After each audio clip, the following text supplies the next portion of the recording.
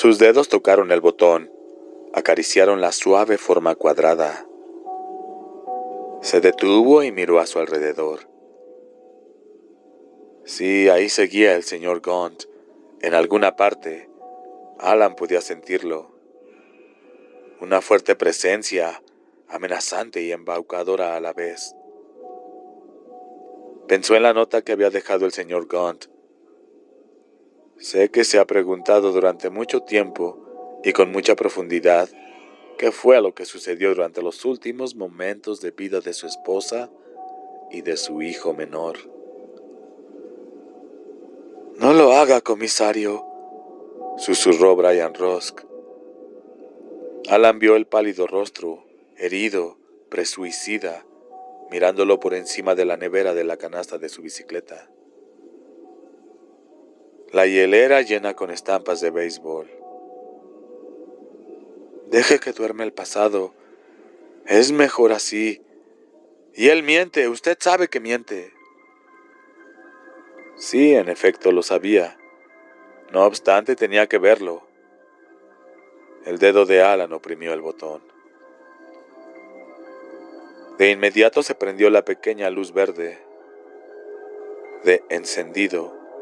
La videocasetera funcionaba perfectamente, con corte de energía o no, como Alan sabía que lo haría. Encendió la sexy Sony roja, y en un momento el brillante resplandor blanco de nieve del Canal 3 iluminó su rostro. Alan oprimió el botón eject y se abrió el compartimento para el cartucho. «No lo haga», susurró de nuevo la voz de Brian Rusk, pero Alan no lo escuchó. Introdujo el cartucho y oyó los pequeños clics mecánicos, cuando las cabezas ajustaron la cinta. Después respiró profundamente y oprimió el botón play. Una oscuridad uniforme sustituyó la brillante nieve blanca en la pantalla. Un momento después, en la pantalla apareció un tono gris pizarra y centelleó una serie de números. 8, 7, 6, 5, 4, 3, 2, 1. Lo que siguió era una toma temblorosa, con la cámara sostenida en la mano de un camino vecinal. En primer plano, ligeramente fuera de foco, pero elegible, estaba una señal de camino. Avisaba que era la carretera 117. Pero Alan no necesitaba leerla. Había recorrido ese tramo muchas veces y lo conocía bien. Identificó el bosquecillo de pinos adelante del sitio donde se curvaba el camino. Era el bosquecillo donde había ido a parar el scout. Deshecha la parte delantera alrededor del árbol más grande, en un abrazo distorsionado. Pero en esta imagen los árboles no mostraban cicatrices del accidente, aunque las señales todavía eran visibles si ibas ahí y mirabas. Él lo había hecho muchas veces. El asombro y el terror se deslizaron silenciosamente en los huesos de Alan, cuando se dio cuenta, no solo por la falta de huellas en los árboles y la curva en el camino, sino por toda la configuración del paisaje y toda la intuición de su corazón, que esta videocinta se había grabado el día en que murieron Annie y Todd. Iba a ver cómo sucedió. Era imposible, pero era verdad. Iba a ver cómo se estrellaban su esposa y su hijo ante sus propios ojos. «¡Apáguela!», gritó Brian. «¡Apáguela! Él es veneno y vende cosas envenenadas. Apáguela antes de que sea demasiado tarde». Pero a Alan le era imposible apagarla. Tan imposible como le sería interrumpir a voluntad los latidos de su corazón. Estaba congelado, atrapado. Ahora la cámara se enfocaba en una sacudida hacia lo alto del camino, a la izquierda. Durante un momento no había nada en él, y enseguida se vio un parpadeo en la luz del sol. Era el scout. Se aproximaba el scout. El scout se dirigía al pino donde él y las personas en su interior terminarían para siempre. El scout se acercaba a su punto terminal en la tierra. No iba a gran velocidad. No se movía de modo errático. No había señal de que Annie hubiese perdido el control o estuviese en peligro de perderlo. Alan se inclinó hacia adelante junto a la zumbante videocasetera. El sudor le escurría gota a gota por las mejillas. La sangre le golpeaba con fuerza en las sienes. Sentía náuseas. Esto no es real. Es un truco fotografiado. Alguien se lo preparó. No son ellos. Lo más probable es que dentro del auto haya una actriz y un joven actor que fingen que son ellos. Pero no lo son. No puede ser. No obstante, sabía que sí eran. ¿Qué otra cosa podrías ver en estas imágenes transmitidas por una videocasetera a una televisión que no estaba conectada pero funcionaba de todos modos? ¿Qué más aparte de la verdad? ¡Una mentira!, exclamó la voz de Brian Rusk, pero era distante y podía ignorarse con facilidad. ¡Una mentira, comisario! ¡Una mentira! ¡Una mentira!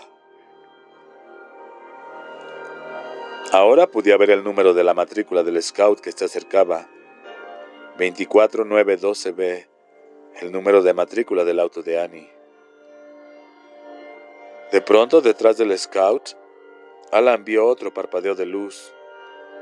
Otro auto que se acercaba a toda velocidad, acortando la distancia. Afuera, el Tin Bridge estalló con ese monstruoso sonido de fogonazo. Alan no miró en esa dirección, ni siquiera oyó. Cada pizca de su concentración estaba fija en la pantalla de la televisión Sony roja, donde Annie y Todd se acercaban al árbol que se interponía entre ellos y el resto de sus vidas. El auto detrás de ellos corría a 110, 125 kilómetros por hora, tal vez.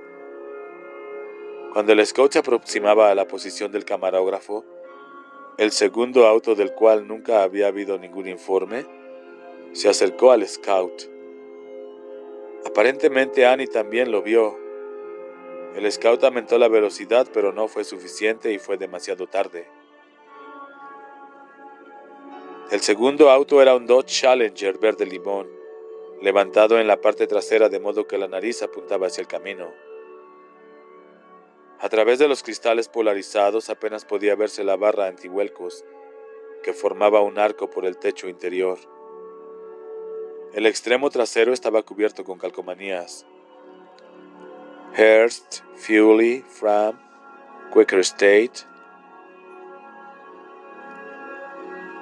Aunque la cinta era silenciosa, Alan casi podía oír las detonaciones y estallidos que emitían los tubos de escape. «Ace», exclamó en comprensión angustiosa. «Ace, Ace Merrill. Venganza, desde luego. ¿Por qué no había pensado en eso antes?» El scout pasó frente a la cámara, la cual se movió a la derecha para seguirlo.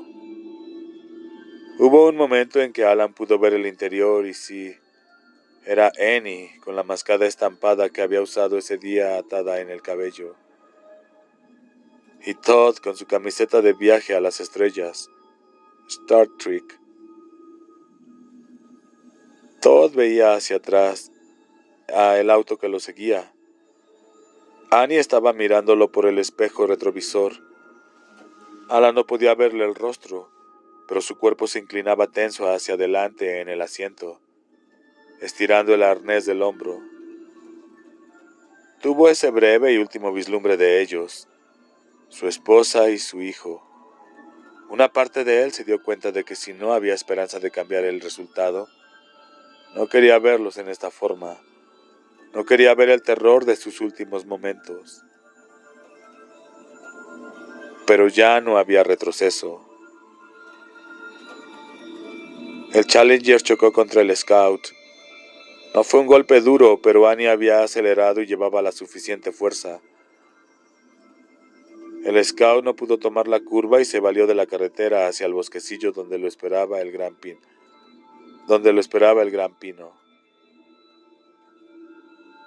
¡No!, gritó Alan. El Scout cayó en la cuneta y salió de ella con el mismo impulso. Se columpió en 2 ruedas, recuperó el equilibrio y se estrelló contra el tronco del pino con un crujido silencioso. Una muñeca de trapo con una mascada estampada en el cabello voló a través del parabrisas, golpeó un árbol y rebotó en la maleza. El Challenger verde limón se detuvo a la orilla de la carretera. Se abrió la portezuela del conductor. Ace Merrill bajó del auto.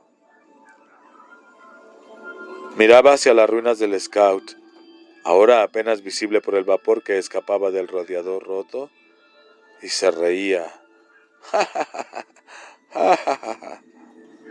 ¡No!, gritó Alan de nuevo, y empujó la videocasetera por un lado de la vitrina con ambas manos.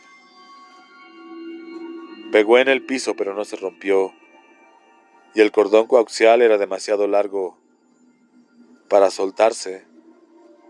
Por la pantalla de la televisión corría una línea estática, pero eso era todo. Alan pudo ver a Ace cuando volvió a subir a su auto, riendo todavía, y entonces tomó la televisión roja, la levantó sobre su cabeza como si ejecutara una media vuelta y la arrojó contra la pared.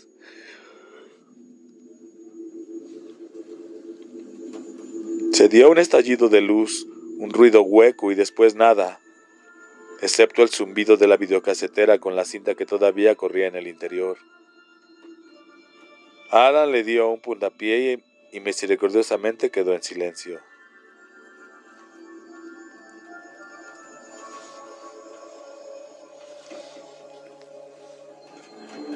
¡Mátalo! Vive en Mechanics Falls. Esta era una nueva voz. Era fría y demente, pero tenía su propia racionalidad despiadada. La voz de Brian Ross se había ido. Ahora solo estaba esta voz, repitiendo las 2 mismas frases una y otra vez. Mátalo. Vive en Mechanics Falls. Mátalo. Vive en Mechanics Falls. Mátalo, mátalo, mátalo. Al otro lado de la calle hubo 2 más de esas monstruosas explosiones, cuando la barbería y la agencia funeraria Samuels volaron casi en el mismo instante, arrojando cristales y escombros ardientes hacia el cielo y la calle. Alan no lo advirtió. ¡Mátalo! Vive en Mechanic Falls.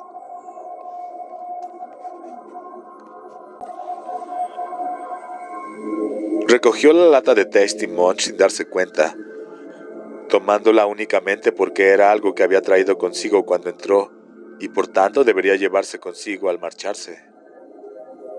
Llegó hasta la puerta, restregando la previa estela de huellas en algo incomprensible, y salió de cosas necesarias.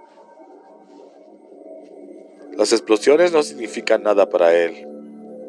El mellado agujero ardiente en la fila de edificios en el otro extremo de la calle Main no significaba nada para él. Los fragmentos de madera y cristal y ladrillos en la calle no significaban nada para él. Castle Rock y toda la gente que vivía ahí, incluyendo a Polly Chambers, no significaban nada para él. Tenía un asunto pendiente en Mechanic Falls, a 50 kilómetros de aquí. Eso sí tenía significado. De hecho, significaba todo.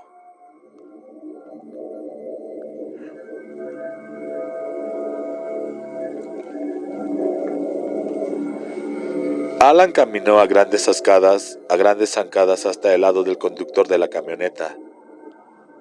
Lanzó la pistola, la linterna y la lata de nueces al asiento.